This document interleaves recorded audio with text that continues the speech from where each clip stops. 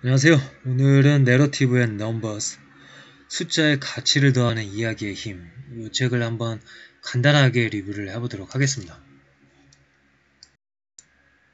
자, 그래서 이제 이 책은 내러티브 앤 넘버스, 그러니까 뭐 내러티브와 넘버스를 같이 봐야 된다, 이런 이야기를 하는 거죠.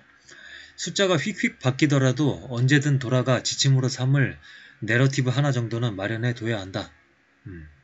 요거는 이제 유용한 이야기인 것 같아요.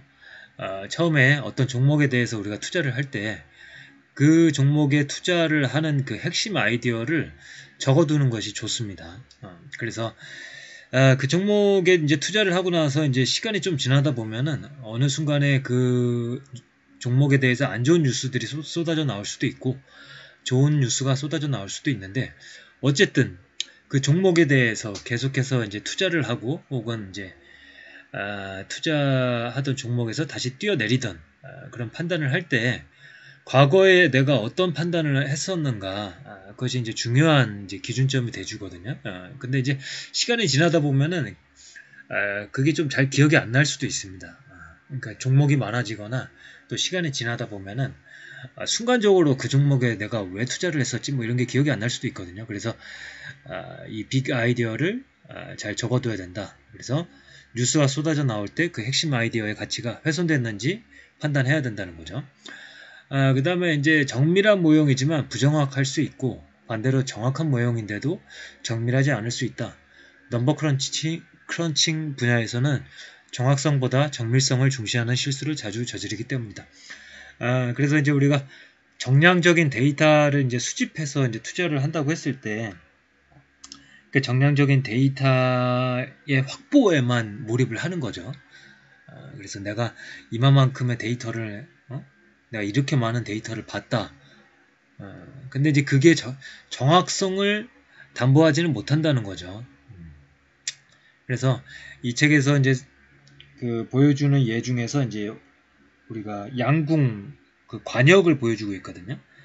그래서 이제 화살을 여러 개를 쏘는데 그게 이제 정밀하게 쏘는 거는 예를 들어서 뭐 6점, 7점에 쏘는데 그 6점, 7점에 다 모여 있는 거예요. 그거는 정밀하게 쏜 거지만은 부정확한 거죠.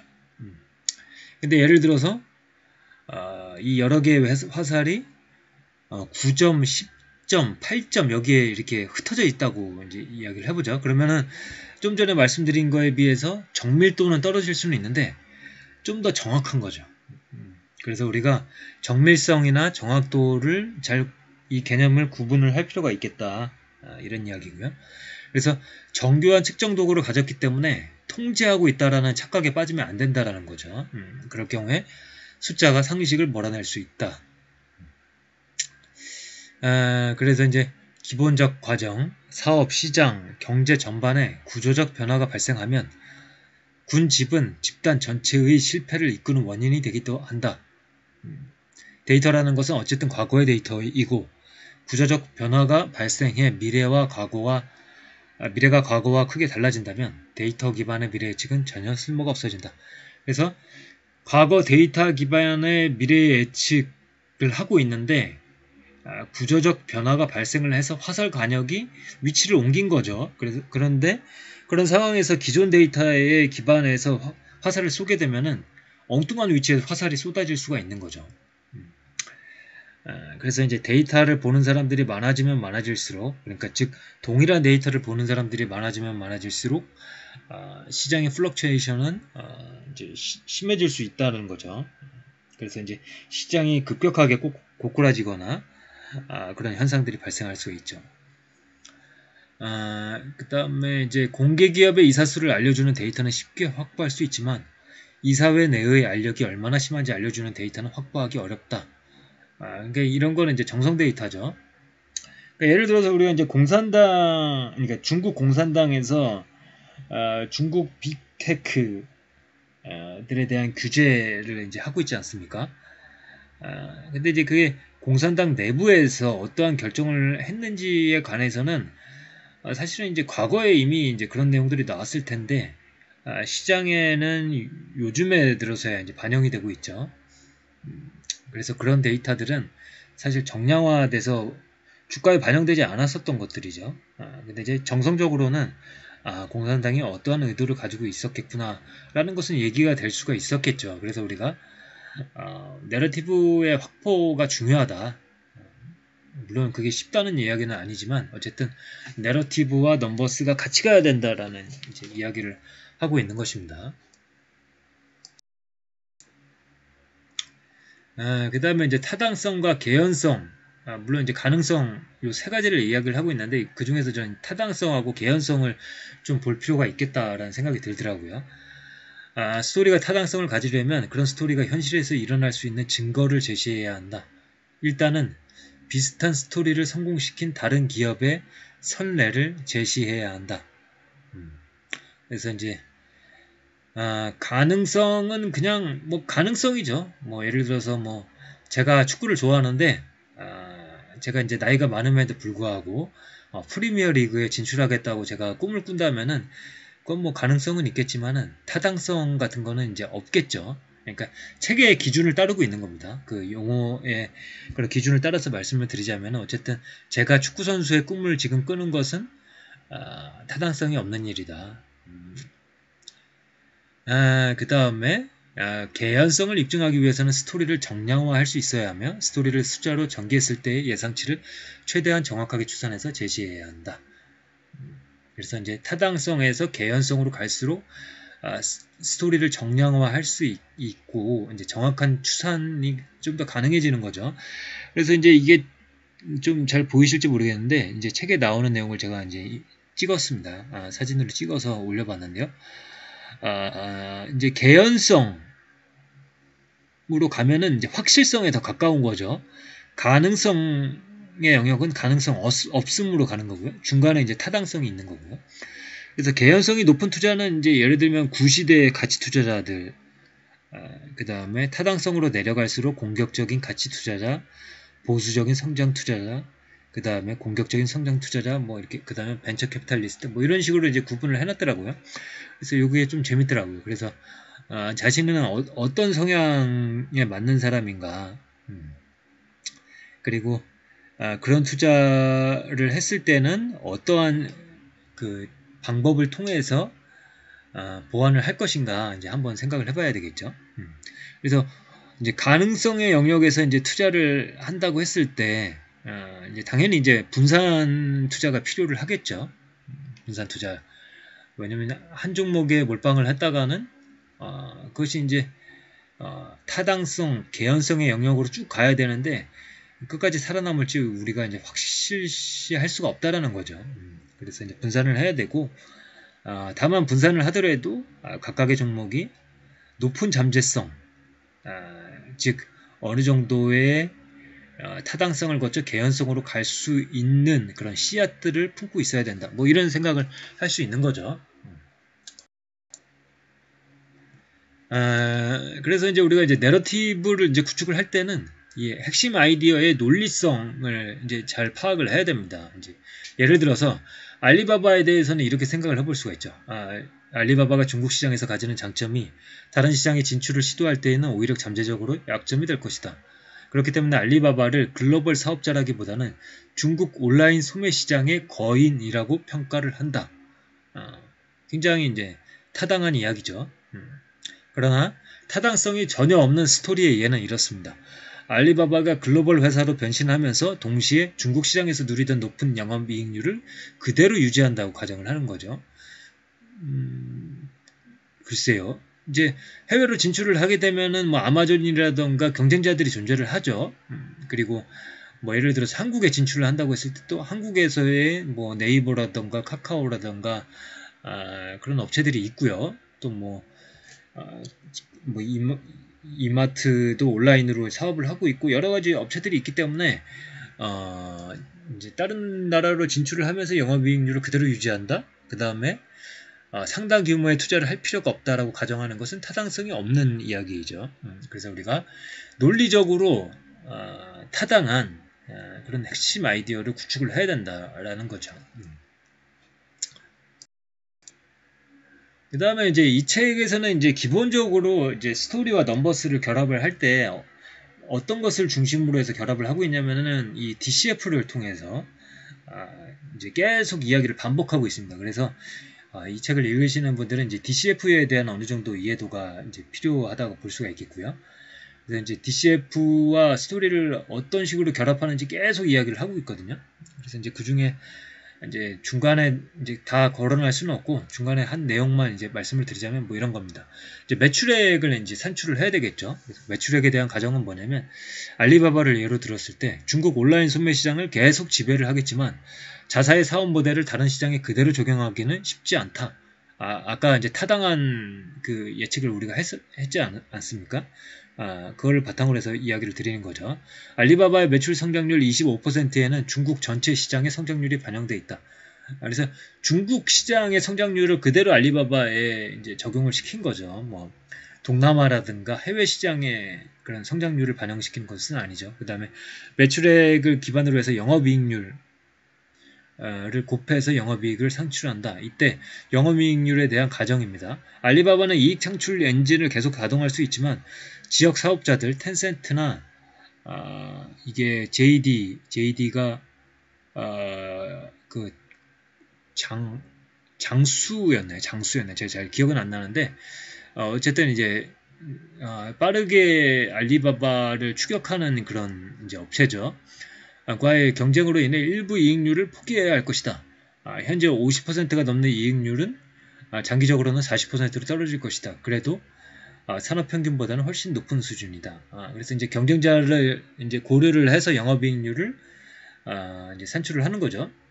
그다음에 이제 세금 같은 경우에 뭐 중국의 법인세율 25%를 이제 가정을 하는 거고, 그 다음에 세금을 뺀 다음에 세후 영업이익률이 나오고, 세후 영업이익이 나오고, 그 다음에 이제 재투자를 이제 고려를 하는 거죠. 알리바바는 과거에도 그래왔듯이 재투자를 이어갈 것이며, 매출액 대비 자본 비율이 2.0이 될 것이다. 즉 투하 자본 1달러당 벌어들이는 매출은 2달러가 될 것이다.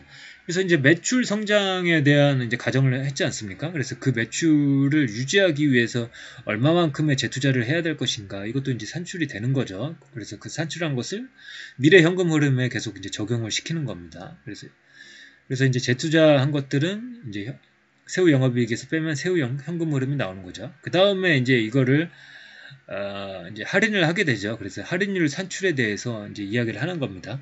알리바바를 소매와 광고 복합 사업체로 다루고 중국에서 영업 활동을 하면서 맞닥뜨리게 될 위험을 결합하고 부채 비율이 낮은 수준으로 유지된다고 가정할 때 산정되는 자본 비율은 8.56%가 될 것이다. 이런 내용입니다. 그 다음에 이제 이런 식으로 이제 내러티브와 넘버스를 반영을 시켜서 어떤 기업의 가치를 산출을 하는데, 대안 내러티브도 있어야 된다는 겁니다. 그러니까 사실 DCF는 너무 많은 가정이 들어가기 때문에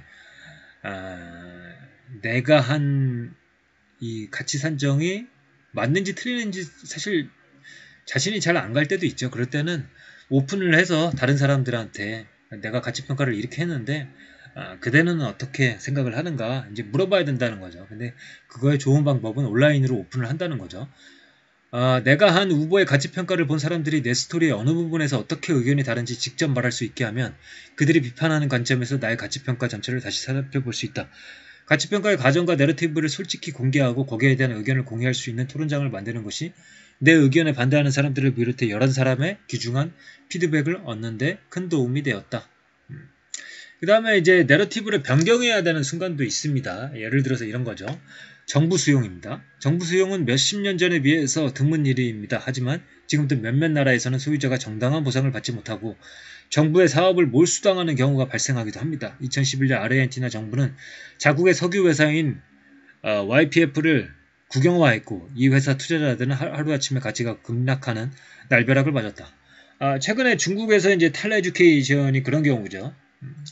이제 뭐 중국에서 이제 사교육을 조장하는 그런 회사들에 대해서 다 철퇴를 때리겠다. 뭐 이런 명분을 내세우고 있는데요.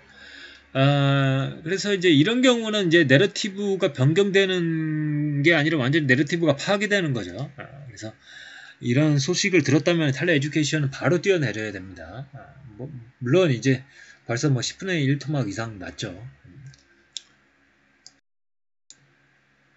그래서 이제 이 책에 대한 내용은 뭐 사실은 뭐 이제 DCF를 하면서 당연히 이제 뭐 시장 상황도 고려하고 여러 가지 미래 상황에 대한 가정들 하면서 하기 때문에 사실은 당연한 내용이라고 볼 수가 있고요. 다만 이제 세부적으로 어떻게 하는지 이 DCF 모형을 적용을 하는지 한 사람의 어떤 지적인 경로를 우리가 이제 보면서 내가 DCF를 하는 부분에 있어서 보완점이라던가 이런 부분들을 우리가 체크할 수 있기 때문에 그런 사람들에게 이 책은 유용하다고 볼 수가 있겠습니다. 그래서 기본적으로 기업가치 평가에 대한 기초가 어느 정도 있는 사람이 독과적인 아이디어를 얻는 차원에서 읽으면 좋을 책이라고 생각이 됩니다.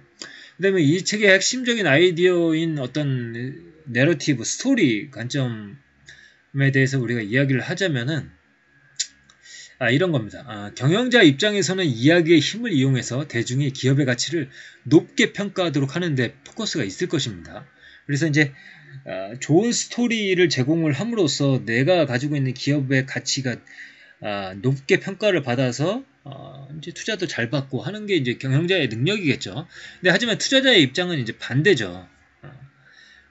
어떤 경영자가 과대평가된 스토리를 앞세우는가 알아봐야 되겠죠. 그래서 이제 사기를 치고 있지는 않은가, 그걸 이제 알아봐야 되겠죠. 그리고 스토리가 진짜든 가짜든 상관없이 일단 사람들에게 먹히고 있으면 주가는 뛸 수가 있겠죠. 그래서 사실 뭐 내재 가치는 없다고 할지라도 어떤 모멘텀의 관점에서 외재적으로 접근하는 방식이 있을 수가 있겠고요. 그 다음에 이제 가장 튼실하게 접근하는 방법은 진짜 스토리를 갖고 있고 그 스토리가 진짜 내재 가치를 가지고 있고 결국에는 기업의 가치를 들어 올릴 수밖에 없다라고 파악하는 내재적으로 접근하는 관점이 있을 수가 있겠죠. 그래서 요거는 이제 알맹이가 있기 때문에 가장 뭐 기초가 있는 접근법이라고 할 수가 있겠죠. 그래서 외재적 관점으로 접근을 할 때는 기업의 스토리텔링이 대중들에게 얼마나 먹히는지를 따져 보아야 됩니다. 실체와는 크게 관련이 없어도 상관이 없습니다. 사람들이 얼마나 그 스토리를 받아들이는가가 중요한 거기 때문에 스토리텔링, 그러니까 경영자가 어떻게 스토리텔링을 하고 있고 그게 어떻게 먹히고 있는지를 보는 거죠. 반면에 이제 내재적 관점으로 접근을 하자면은 기업의 스토리가 본질적인 것인지 해석을 해내야 되겠죠. 그래서 실체가 있는 이야기인가 물어야 할 것입니다. 그래서 책에 나오는 표현은 아니지만은 뭐 저는 이렇게 생각을 합니다. 스토리 리딩,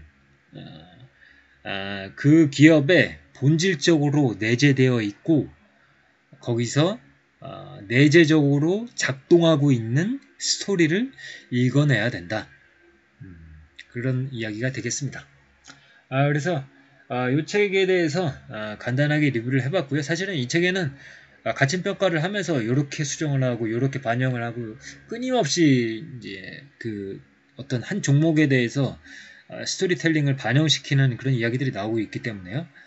가치평가에 대해서 관심이 있으신 분들은 한번 보시면 좋을 것 같습니다. 그러면 오늘의 리뷰는 이것으로 마치도록 하겠습니다. 감사합니다.